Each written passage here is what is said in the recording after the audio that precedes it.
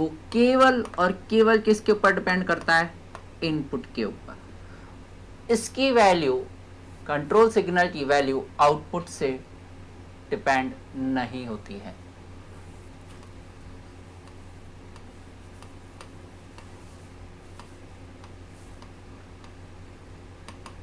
दूसरा हमने देखा था close loop system. Close loop system के अंदर जो कंट्रोल सिग्नल है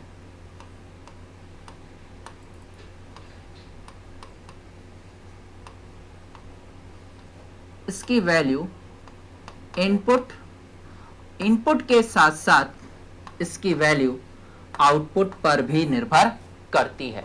ओपन लूप सिस्टम के अंदर कंट्रोल सिग्नल की वैल्यू केवल और केवल इनपुट पर निर्भर करती है, जबकि क्लोज लूप सिस्टम के अंदर कंट्रोल सिग्नल की value input as well as output के ऊपर निर्भर करती है। तो अब हम देखेंगे, इससे आगे अब हम देखेंगे कि भाई इनपुट और आउटपुट एक दूसरे से किस तरह से रिलेटेड है।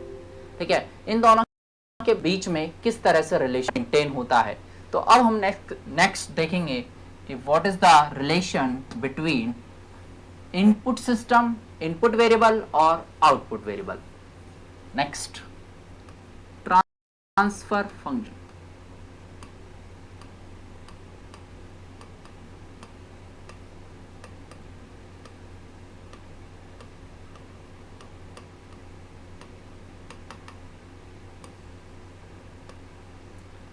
ट्रांसफर फंक्शन क्या बोलता है? पहली चीज, ट्रांसफर फंक्शन हमें आउटपुट वेरिएबल और इनपुट वेरिएबल के बीच में रिलेशन बताता है। यह रिलेशन क्या होता है? ट्रांसफर फंक्शन की जो वैल्यू है वो होती है लाप्लास ऑफ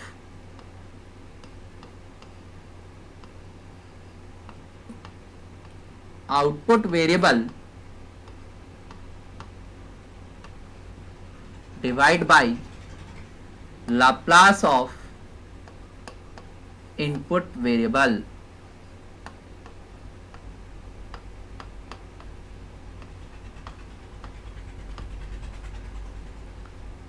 ट्रांसफर फंक्शन क्या बताता है? ट्रांसफर फंक्शन बताता है आउटपुट वेरिएबल और इनपुट वेरिएबल के बीच में रिलेशन। उसको हमने बोला कि जो ट्रांसफर फंक्शन है इसकी वैल्यू होती है Laplace of output variable divide by Laplace of input variable. यहां हमें ध्यान रखना है, हमने बोला है लाप्लास, राइट। तो आपको ये जो भी वैल्यूज होंगी उसका लाप्लास लेना है।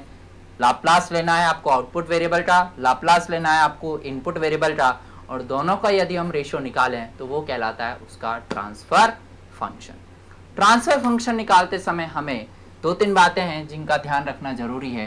पहली कंडीशन, नोट नंबर 1, क्या क्या चीजें हैं वो हमें ध्यान रखनी है कि ये जो ट्रांसफर फंक्शन है वो केवल और केवल LTI सिस्टम्स पे के लिए एप्लीकेबल है।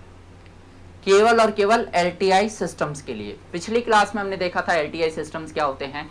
लीनियर टाइम इनवेरिएंट सिस्टम या टाइम इनवेरिएबल सिस्टम। ऐसे सिस्टम जो कि लीनियर हो और टाइम इनवेरिएंट हो, उसके लिए ही ये ट्रांसफर फंक्शन डिफाइन है, Laplace of output variable divide by Laplace of input variable.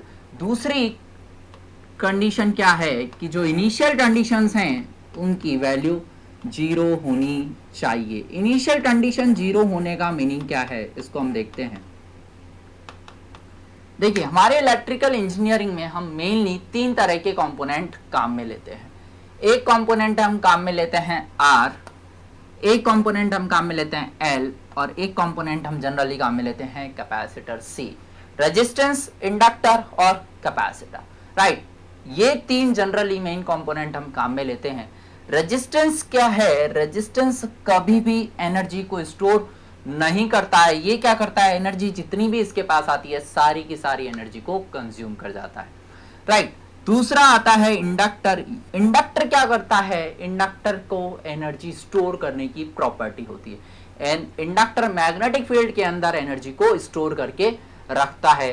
तीसरा हो गया कैपेसिटर। कैपेसिटर क्या करता है? कैपेसिटर इलेक्ट्रोस्टैटिक फील्ड में एनर्जी को स्टोर करके रखता है।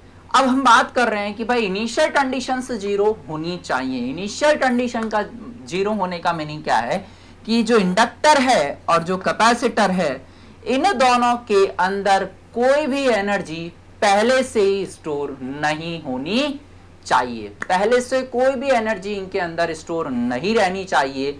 वो होती है इनिशियल कंडीशंस जीरो, कि इनके बीच में कोई भी एनर्जी स्टोर नहीं है। तो दो कंडीशन है एलटीआई ट्रांसफर फंक्शन को हमने डिफाइन किया, Laplace of output variable divide by Laplace of input variable. इसके लिए कंडीशन क्या है कि पहला कि जो सिस्टम है वो एलटीआई सिस्टम होना चाहिए, और दूसरा जो सिस्टम है उसका इनिशियल कंडीशन जीरो होनी चाहिए। इनिशियल कंडीशन जीरो होने का मीनिंग क्या है कि इंडक्टर और कैपेसिटर के अंदर कोई भी एनर्जी स्टोर नहीं होनी चाहिए। बात आई समझ में?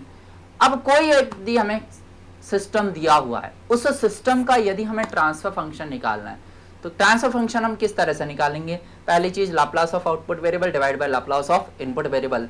हम बाय डिफॉल्ट मान के चलेंगे कि भाई जो सिस्टम है वो एलटीआई सिस्टम है और उसकी इनिशियल कंडीशंस जीरो है। यदि कोई भी डेटा गिवन नहीं है तो बाय डिफॉल्ट हम कंसीडर करेंगे कि सिस्टम एलटीआई सिस्टम है, एज वेल एज उसकी जो इनिशियल कंडीशंस हैं उनकी वैल्यू जीरो है।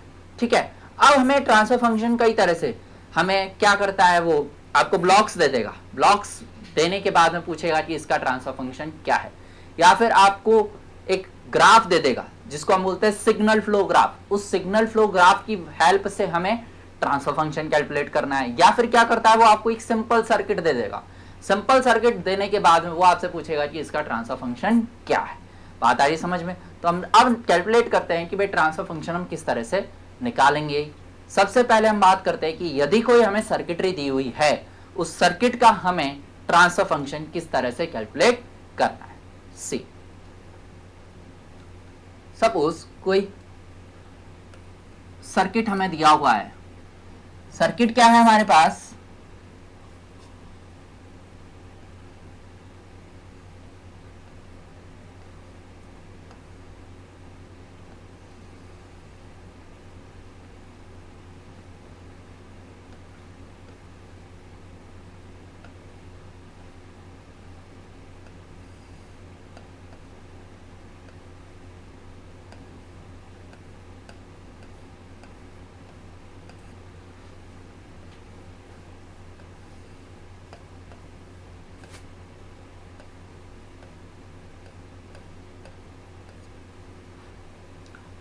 यहाँ एक सर्किट दिया हुआ है हमें। इस सर्किट में उसने एक रेजिस्टेंस कनेक्ट किया है, इसके साथ एक कैपेसिटर कनेक्ट है। उसने इनपुट दिया है वी आई ऑफ टी और आउटपुट है वी नॉट टी। इसने इस सर्किट के लिए ट्रांसफर फंक्शन पूछा है कि इस सर्किट के लिए ट्रांसफर फंक्शन क्या होगा। Find function.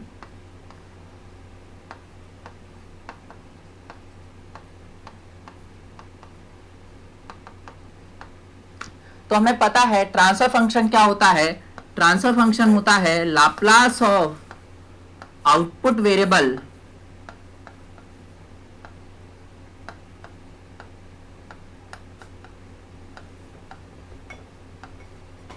Divide by Laplace of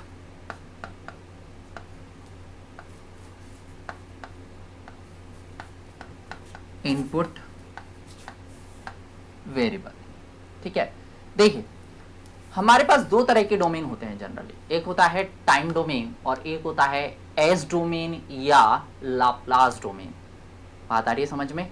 एक तो टाइम डोमेन और दूसरा हो गया लाप्लास डोमेन या एज डोमेन। यहां हम बात कर रहे हैं ट्रांसफर फंक्शन किस तरह से निकाला है हमने, Laplace of output variable divide by Laplace of input variable. मतलब ये किस डोमेन की बात कर रहा है?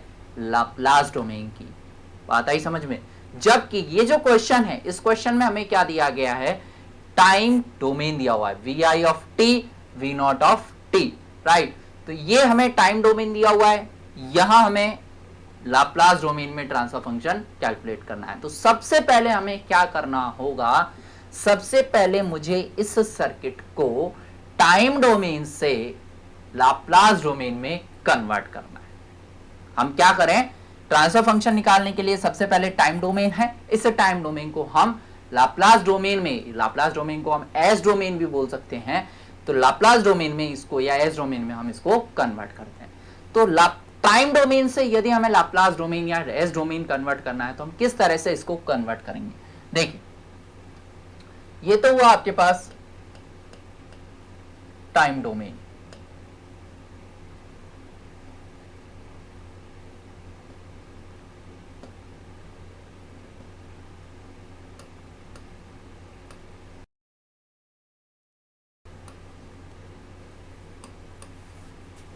दूसरा है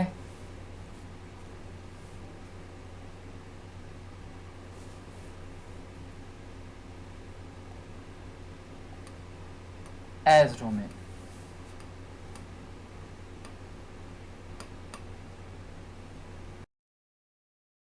हमें टाइम डोमेन से एज डोमेन में कन्वर्जन करना है। टाइम डोमेन से एज डोमेन में हम यदि कन्वर्ट करें तो जो रेजिस्टेंस होता है टाइम डोमेन में, इसकी वैल्यू यदि R है इन टाइम डोमेन, तो एस डोमेन के अंदर भी इसकी वैल्यू R ही रहती है। रेजिस्टेंस की वैल्यू पर कोई प्रभाव नहीं पड़ता है। बात आई समझ में? यदि हमारे पास इंडक्टर है इन टाइम डोमेन, तो ये जो टाइम डोमेन का इंडक्टर है इसकी वैल्यू कन्वर्ट हो जाती है, इसकी वैल्यू अब हो जाएगी S इंटू एल के बराबर। बात आई समझ में? यदि टाइम डोमेन में इंडक्टर है तो इसकी वैल्यू कन्वर्ट हो जाती है S इंटू एल के बराबर इन एस डोमेन। और यदि मैं कैपेसिटर के लिए बात करूं तो कैपेसिटर के लिए यदि C है इन टाइम डोमेन, तो इसकी वैल्यू कन्वर्ट हो जाएगी 1/S इंटू सी के बराबर। बात आ रही है समझ में? हमें क्या करना था, हमें ट्रांसफर फंक्शन कैलकुलेट करना था इस सर्किट के लिए। ट्रांसफर फंक्शन कैलकुलेट करने के लिए हमें पता है ट्रांसफर फंक्शन की वैल्यू होती है Laplace of output variable divide by Laplace of input variable. मतलब हमें करना क्या होगा, जो ये सर्किट टाइम डोमेन में दिया गया है, इस सर्किट को सबसे पहले मुझे एस डोमेन में या लाप्लास डोमेन में कन्वर्ट करना है। एस डोमेन में या लाप्लास डोमेन में कन्वर्ट करने के लिए हमने देखा कि यदि रेजिस्टेंस है इन टाइम डोमेन तो उसकी वैल्यू एज इट इज रहती है इन एस डोमेन, इसकी वैल्यू पर कोई प्रभाव नहीं पड़ेगा। हम बात करें यदि इंडक्टर की, इंडक्टर यदि एल है तो इसकी वैल्यू कन्वर्ट हो जाएगी इन एस इंटू एल, और यदि कैपेसिटर है सी तो इसकी वैल्यू कन्वर्ट हो जाती है 1/S इंटू सी के बराबर, राइट। इसी तरह से यदि हमारे पास VI T है तो इन टाइम डोमेन, तो अब ये कन्वर्ट हो जाएगा VI S में, एस डोमेन में, राइट। इसी तरह से यदि V0T है in time domain, in S domain it will be converted into V0 of S. Similarly आपके पास और भी वेरिएबल हो सकते हैं, like if I of t in time domain is present then it is converted to I of S in S domain. बात आई समझ में? तो एक जनरल तरीका हुआ कि हमें यदि टाइम डोमेन से एस डोमेन में कन्वर्ट करना है तो हम क्या करें, इन पैरामीटर जो भी हैं, हमारे पास जो भी कंपोनेंट है R और C, इनको कन्वर्ट कर देंगे, पैरामीटर्स को हम कन्वर्ट कर देंगे, सब चीज को हम टाइम डोमेन से एस डोमेन में कन्वर्ट कर देंगे। अब हमारे पास क्वेश्चन था कि इस सर्किट के लिए हमें ट्रांसफर फंक्शन कैलकुलेट करना है।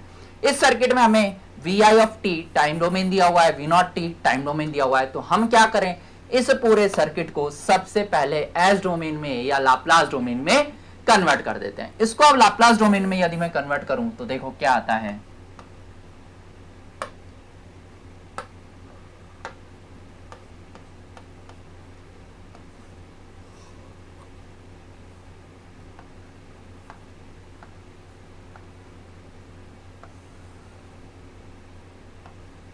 देखिए यहां था हमारे पास VI of t, VI of t जब ये टाइम डोमेन से एस डोमेन में कन्वर्ट होगा तो ये हो जाएगा VI of S। Similarly V0 of t ये कन्वर्ट हो जाएगा V0 of S। इसी तरह से ये रेजिस्टेंस हमें पता है, यदि टाइम डोमेन में रेजिस्टेंस है R तो इसकी वैल्यू एस डोमेन में भी कितनी रहेगी, R, इसकी वैल्यू पर कोई प्रभाव नहीं पड़ेगा, ये हो गया as it is R, right. इसी तरह से ये है कैपेसिटर C, कैपेसिटर C की वैल्यू हमें पता है, जब हम इसको एस डोमेन में कन्वर्ट करेंगे तो इसकी वैल्यू हो जाएगी 1/S इंटू सी के बराबर, तो ये हो गया 1/S इंटू सी के बराबर। कोई दिक्कत यहां तक, राइट। अब हमें क्या करना है, हमें ट्रांसफर फंक्शन कैलकुलेट करना है। ट्रांसफर फंक्शन क्या था, आउटपुट वेरिएबल का Laplace divide by input variable का लाप्लास। तो क्या हम यहां से ट्रांसफर फंक्शन लिख सकते हैं, देखिए यहां हमें आउटपुट वेरिएबल दिया हुआ है V0S, इनपुट वेरिएबल क्या है VIS। तो चूंकि हमने इनको एस डोमेन में ऑटोमेटिक पहले से ही कन्वर्ट कर दिया, तो ये हो गया V0S डिवाइड बाई VIS। यदि मैं V0S डिवाइड बाई VIS की वैल्यू कैलकुलेट कर लूं तो यही कहलाएगा हमारा इस सिस्टम के लिए ट्रांसफर फंक्शन। बात आई समझ में? अब हम इसको किस तरह से कैलकुलेट करते हैं वो देखो। आप क्या करो, आप इस सर्किट के लिए सिंपल वोल्टेज डिवीजन रूल लगा दो। वोल्टेज डिवीजन रूल हम सर्किट में देखते हैं। वोल्टेज डिवीजन रूल क्या बोलता है कि जिस भी इंपीडेंस के अक्रॉस आपको वोल्टेज चाहिए उस इंपीडेंस की वैल्यू लिख दो, डिवाइड बाई टोटल इंपीडेंस जितना भी है उस सर्किट का वो लिख दो, इनटू टोटल इनपुट वोल्टेज कितना दिया हुआ है वो लिख देते हैं। देखो मुझे V0S चाहिए। V0S क्या था? V0S है 1/S इंटू सी के अक्रॉस वोल्टेज। मतलब मुझे इस कंपोनेंट कैपेसिटिव जो कंपोनेंट है इसके अक्रॉस मुझे वोल्टेज चाहिए। हम क्या लिखे हैं? V0 by using KVL।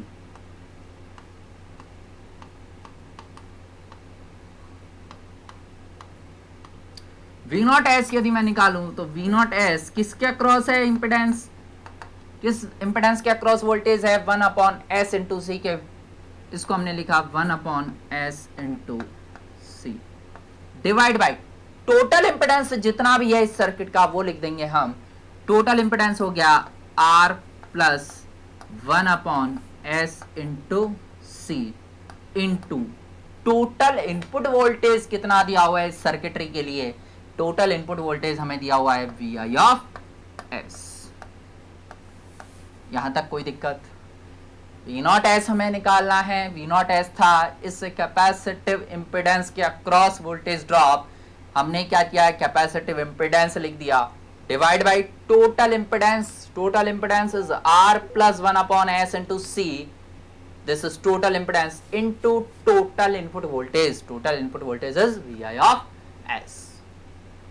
Next हम क्या करते हैं? इस VIS को मैं यहां लेके आऊं, ये हो गया V0S डिवाइड बाई VIS। इसकी वैल्यू आई 1/S into C divide by, यहां हम LCM ले लेते हैं। LCM आएगा S इंटू सी, ये आ गया RCS प्लस 1। बात आई समझ में? S इंटू सी, S इंटू सी, ये दोनों एक दूसरे को कैंसिल आउट कर देते हैं। यहां क्या बचेगा? देखो V0S अपॉन VIS, ये क्या हो गया? Transfer function. ये हो गया transfer function, that is V0S divide by VIS। इसकी वैल्यू क्या आ गई? 1/RCS plus 1। ये हो गया इस सर्किट के लिए ट्रांसफर फंक्शन। ये जो हमें सर्किट दिया हुआ था, इस सर्किट के लिए जो ट्रांसफर फंक्शन है उसकी वैल्यू आ गई 1/RCS प्लस 1। ये हो गया इस सर्किट के लिए ट्रांसफर फंक्शन। कोई दिक्कत?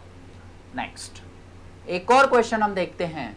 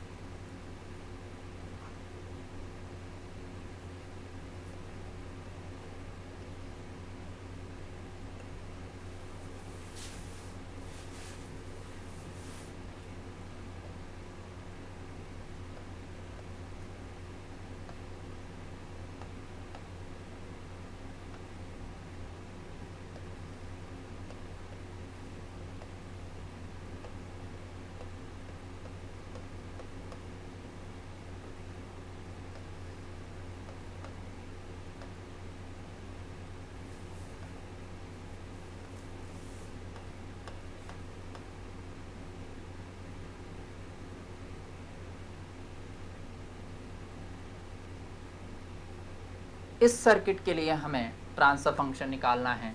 पहली चीज ट्रांसफर फंक्शन क्या है, फाइंड ट्रांसफर फंक्शन।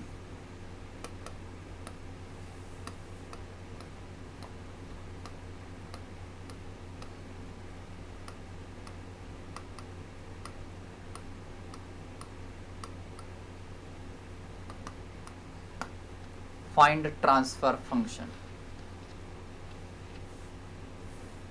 राइट। इसके लिए ट्रांसफर फंक्शन क्या है, सबसे पहली चीज ट्रांसफर फंक्शन होता है Laplace of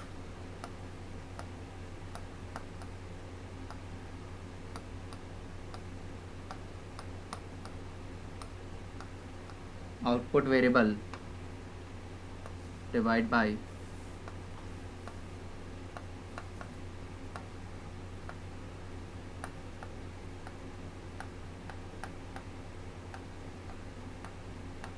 Laplace of input variable. ठीक है, आउटपुट वेरिएबल का Laplace divide by input variable का लाप्लास, ये कहलाएगा ट्रांसफर फंक्शन। ठीक है, अब देखो हमें जो सर्किट दिया हुआ है ये दिया हुआ है टाइम डोमेन में, V I T V naught T, right. तो सबसे पहले हमें इसका लाप्लास ट्रांसफॉर्म लेना पड़ेगा या फिर एस ट्रांसफॉर्म, इसको टाइम डोमेन से हमें कन्वर्ट करना पड़ेगा एस डोमेन के अंदर। बात आई समझ में? ठीक है, इसको हम किस तरह से कन्वर्ट करते हैं। अभी हमने देखा कि जो रेजिस्टेंस है उसकी वैल्यू चेंज नहीं होती है। यदि टाइम डोमेन में रेजिस्टेंस आर है तो एस डोमेन के अंदर भी रेजिस्टेंस आर ही रहेगा। यदि टाइम डोमेन के अंदर इंडक्टर एल है तो इसकी वैल्यू कन्वर्ट हो जाएगी इनटू एस इंटू एल के अंदर रेजिस्टेंस आर है, उसकी वैल्यू कन्वर्ट नहीं होगी। कैपेसिटर यदि सी है तो इसकी वैल्यू कन्वर्ट हो जाएगी 1/c इंटू एस के अंदर। देखो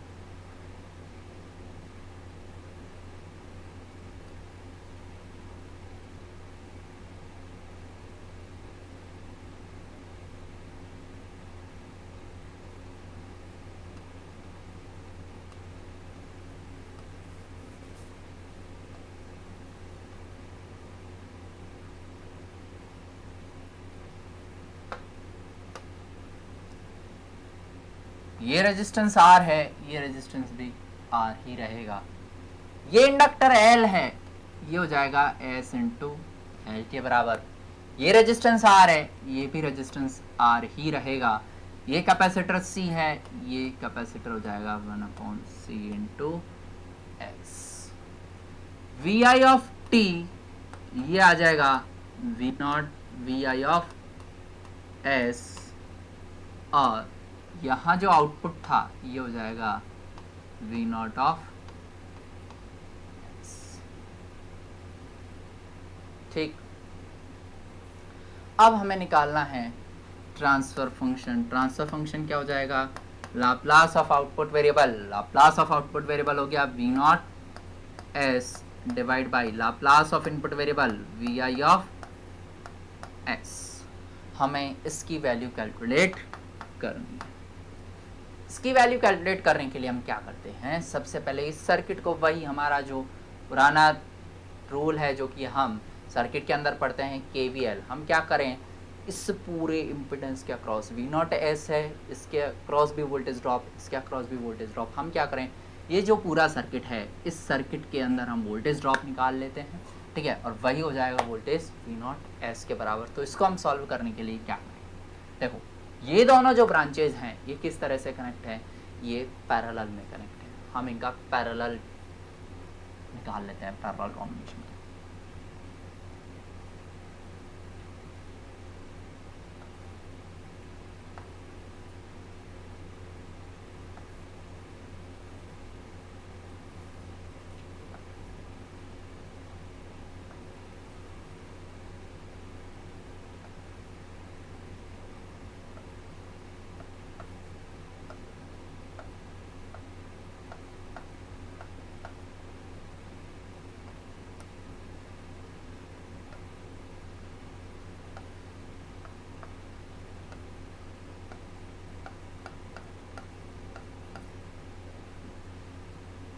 इन दोनों का पैरेलल क्या आ जाएगा,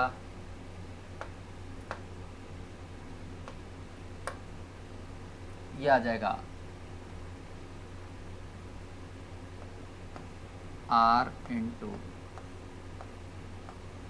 1/CS upon R plus 1/CS। हमें पता है यदि दो ब्रांचेज, देखिए यदि दो ब्रांचेज Z1 और Z2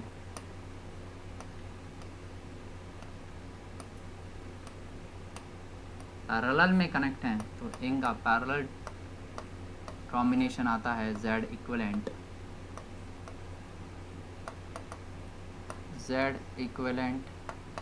इज इक्वल टू, दोनों को हम मल्टीप्लाई कर देते हैं Z1 into Z2 divide by Z1 plus Z2, right.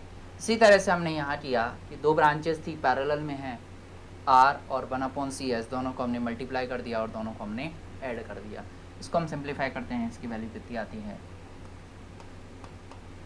क्या R/CS।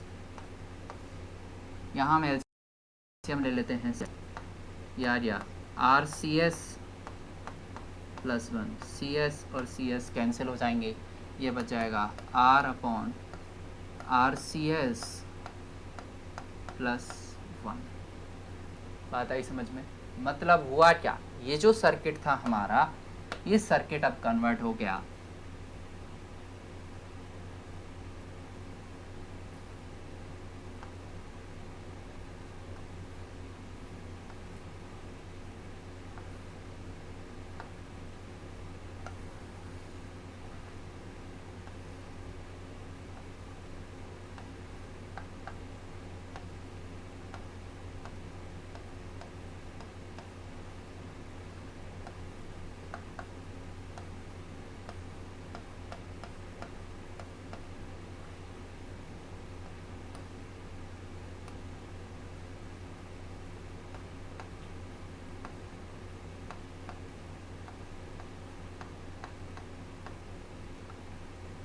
कोई दिक्कत?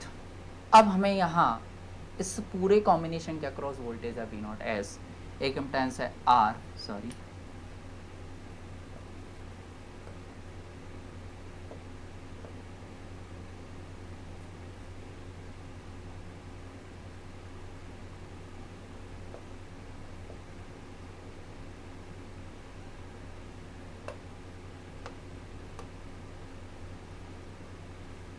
एक रेजिस्टेंस हो गया R, ये हो गया इंडक्टर L, और एक ये इम्पिडेंस है R/RCS प्लस 1। हमें V0S डिवाइड बाई VIS की वैल्यू निकालनी है। इट मीन्स अब हम क्या करते हैं, हम यहाँ वोल्टेज डिवीज़न रूल लगाते हैं। इस पूरे सर्किट के अंदर यदि मैं वोल्टेज डिवीज़न रूल लगाऊँ तो वोल्टेज डिवीज़न रूल क्या बोलता है कि जिस इम्पिडेंस के अक्रॉस आपने वोल्टेज निकालना है उस इम्पिडेंस की value divide by total impedance into total input voltage. मुझे वोल्टेज किसका क्रॉस निकालना है, इस R/RCS प्लस 1 के अक्रॉस, तो ये हो गया impedance R/RCS plus 1 divide total impedance हो गया R plus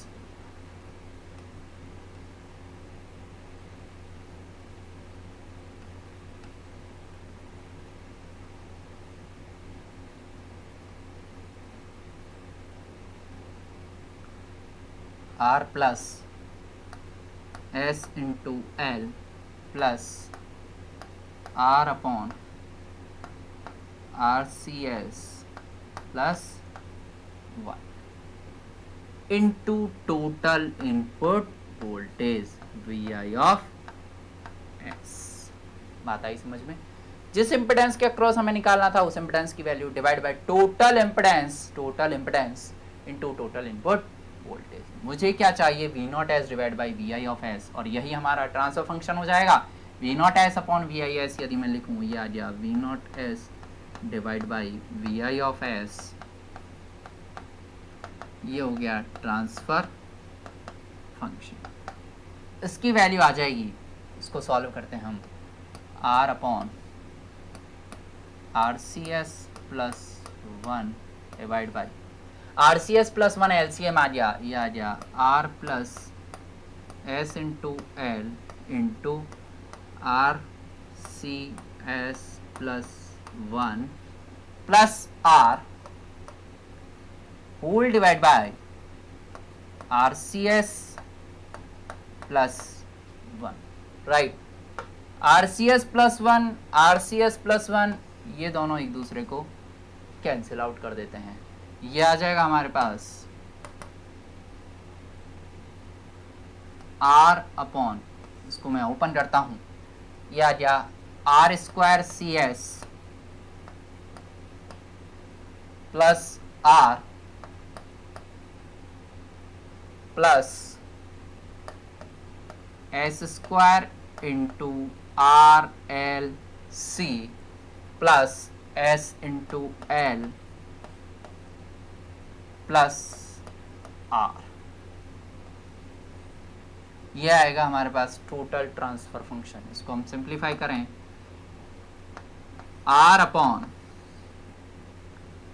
S square R L C plus R square C into S, S into L, यहां से मैं एस कॉमन ले लेता हूं, ये आ जाएगा R square C plus L plus ये हो गया आर, ये आर, आर आर, ये आ जाएगा 2r। तो ये जो वैल्यू आई ये कहलाएगी transfer function for this particular circuit. इस सर्किट के लिए ट्रांसफर फंक्शन हम किस तरह से कैलकुलेट कर रहे हैं, ठीक है।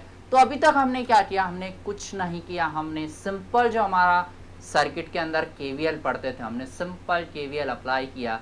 केवीएल अप्लाई करने से हम यहाँ ट्रांसफर फंक्शन की वैल्यूज को कैलकुलेट कर पा रहे हैं। हमने क्या किया, सबसे पहले जो कंपोनेंट थे उन कंपोनेंट को टाइम डोमेन से किस में कन्वर्ट कर दिया, एज डोमेन में। एज डोमेन में कन्वर्ट करने के बाद में हमें कुछ नहीं, हमें केवल और केवल केवीएल को फॉलो करना है। केवीएल फॉलो करते जाएंगे, हमें आउटपुट और इनपुट जो वोल्टेज हैं उनके बीच में रिलेशन मिल जाएगा। और इन दोनों का यदि मैं रेशियो निकाल लूँ, आउटपुट वेरिएबल का और इनपुट वेरिएबल का, तो वही कहलाएगा हमारा ट्रांसफर फंक्शन। बात आई समझ में, ठीक है। अब हम एक और क्वेश्चन सॉल्व करते हैं।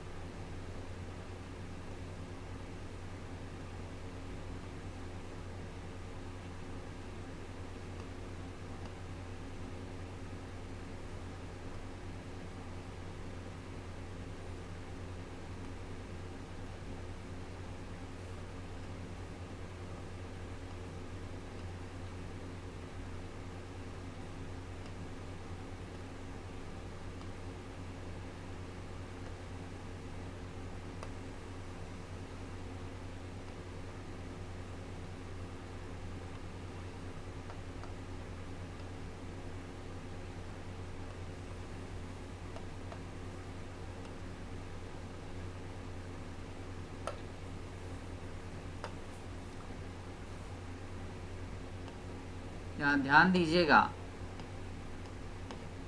ये जो इम्पिडेंसेस हैं या ये जो पूरा सर्किट है ये हमें एज डोमेन के अंदर दिया हुआ है, राइट। मतलब हमें ऑलरेडी जो इम्पिडेंसेस हैं वो किस डोमेन में दिए हुए हैं, एज डोमेन के अंदर। अब हमें इन्हें कन्वर्ट करने की आवश्यकता नहीं है। ये VIS है, ये V0S है। हमें इस पर्टिकुलर सर्किट के लिए ट्रांसफर फंक्शन फाइंड आउट करना है कि ट्रांसफर फंक्शन क्या होगा। ट्रांसफर फंक्शन हो जाएगा output variable Laplace divide by input variable Laplace. तो अब हमें क्या करना है, वही जो अभी तक हम करते हुए हैं, बिल्कुल सिंपल केवीएल हम फॉलो करते जाएं। केवीएल जैसे जैसे निकालेंगे हम केवीएल से आउटपुट वोल्टेज और इनपुट वोल्टेज के बीच में रिलेशन निकालेंगे। अब हमें केवीएल निकालने के लिए करना क्या है, हम क्या करें, इस सर्किट को सबसे पहले सॉल्व करें। इस सर्किट को सॉल्व करने के लिए क्या करें, देखो ये हो गया एक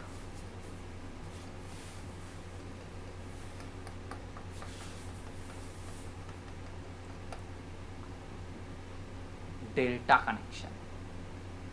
क्या हम इस डेल्टा कनेक्शन को स्टार कनेक्शन में कन्वर्ट किया?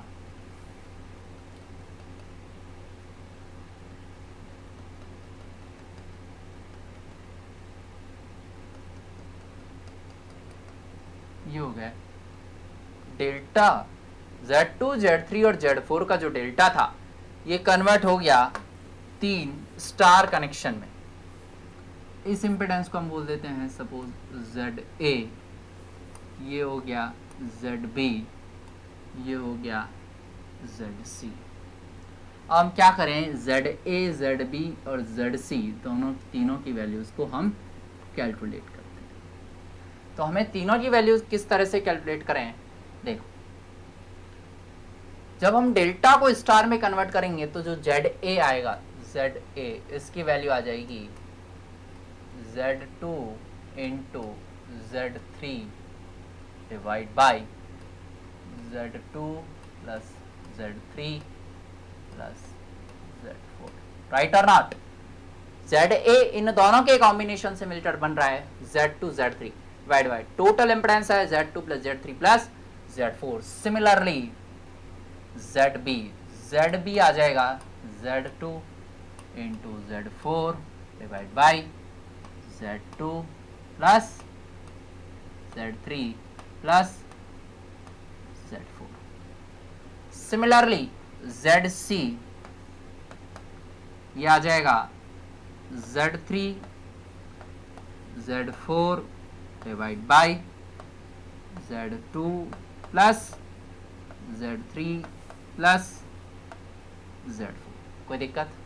हमने स्टार कनेक्शन को डेल्टा कनेक्शन को हमने कन्वर्ट कर दिया इनटू स्टार कनेक्शन। तो हम सर्किट को रीड्रॉ करें, तो रीड्रॉ करने पर क्या हो जाएगा ये सर्किट,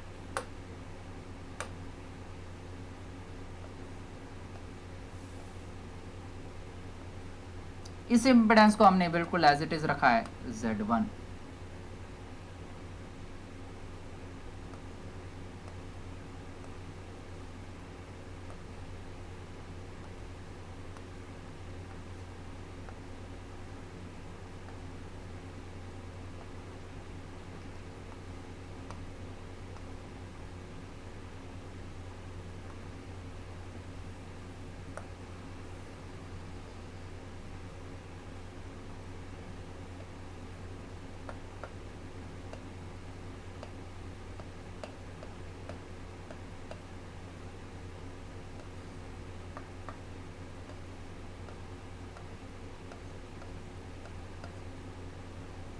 ये इंपेडेंस Z, इस इंपेडेंस को हमने कन्वर्ट कर दिया Z2, Z3, Z4 को हमने कन्वर्ट कर दिया इनटू ZA, ZB और ZC।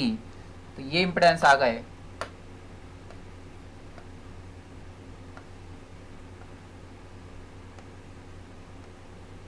ZC। बात आ रही है समझ में? अब हमें करना क्या है, हमें इस V0S की वैल्यू को कैलकुलेट करना है। V0S हम किस तरह से निकालें, देखो ये एक ओपन सर्किटेड ब्रांच हो गई। चूंकि ये ओपन सर्किटेड ब्रांच है तो इस ब्रांच के अंदर कोई भी करंट यहाँ से फ्लो होने वाला नहीं है। यदि यहाँ कोई करंट फ्लो नहीं होगा तो इस इंपेडेंस के अक्रॉस कोई भी वोल्टेज ड्रॉप भी नहीं होगा। यदि कोई वोल्टेज ड्रॉप यहाँ नहीं होता है तो इन दोनों पॉइंटों के बीच का जो वोल्टेज होगा वो इन दोनों पॉइंट के वोल्टेज के बराबर हो जाएगा। क्योंकि यहाँ कोई वोल्टेज ड्रॉप नहीं है तो यहाँ का जो वोल्टेज होगा वही किसके बराबर हो जाएगा, V0S के बराबर। मतलब ZB इंपेडेंस के अक्रॉस जो वोल्टेज होगा वही वोल्टेज होगा V0S के बराबर। तो यदि मैं V0S की वैल्यू निकालूं तो V0S आ जाएगा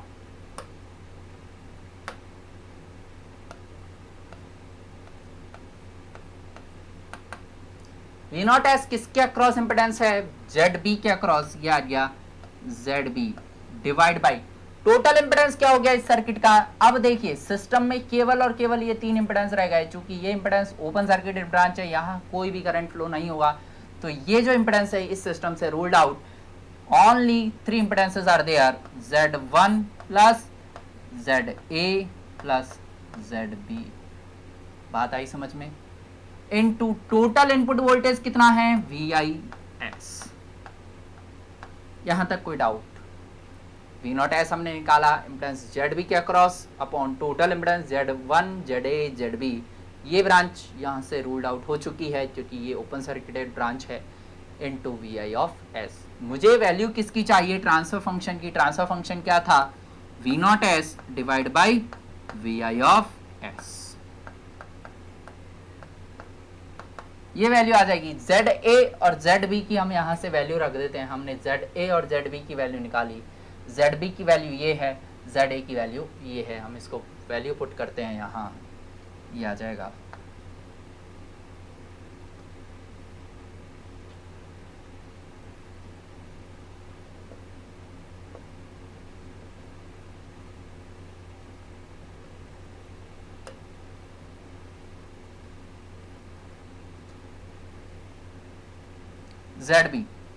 ZB था हमारे पास Z2 into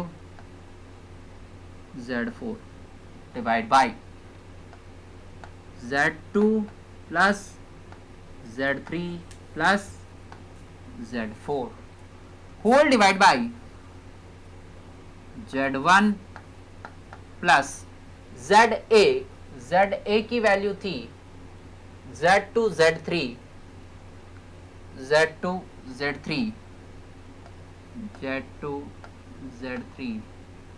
divide by Z2 plus Z3 plus Z4 plus ZB की वैल्यू है Z2 Z4 whole divide by Z2 plus Z3 plus Z4। ठीक, हमने क्या किया? V0S अपॉन VIS की वैल्यू निकाली। हमने ZA और ZB की वैल्यूज को पुट कर दिया। इसको हम सिंप्लीफाई कर लेते हैं। ये आ गया Z2 Z3 divide by Z2 plus Z3 plus Z4 right, whole divide by. हम यहाँ क्या करें? Z2 plus Z3 plus Z4 तीनों LCM ले लेते हैं। यह आ गया Z1 into Z2 plus Z3 plus Z4 plus Z2 Z3 plus Z2 Z4। Total जो LCM था वो था Z2 plus Z3 plus Z4 right. हम क्या करें? Z2 plus Z3 plus Z4 ये तीन यहाँ से कैंसिल आउट हो गए, तो हमारे पास क्या बचा? ये आया V0S divide by VI of S। ये था ट्रांसफर फंक्शन। इसकी वैल्यू आई है Z2 Z3 डिवाइड बाई, इसको हम सिंप्लीफाई करें तो ये आ गया Z1 Z2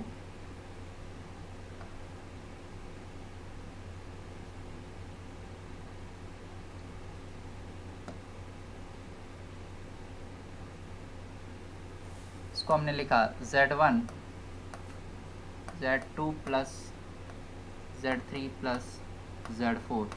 यहाँ से हमने Z2 कॉमन ले लिया, ये बच गया Z2 common Z3 plus Z4। ये कहलाएगा ट्रांसफर फंक्शन। और दिस पर्टिकुलर सर्किट ये हो गया ट्रांसफर फंक्शन।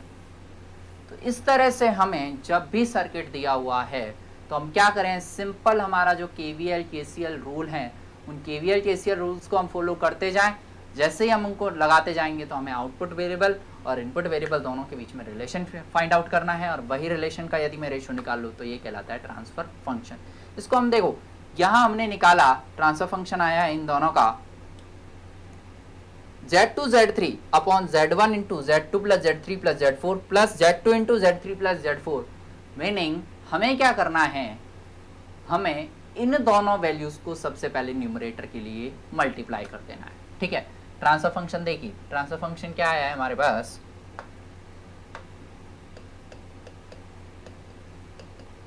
ये आया Z2 Z4 divide by Z1 into Z2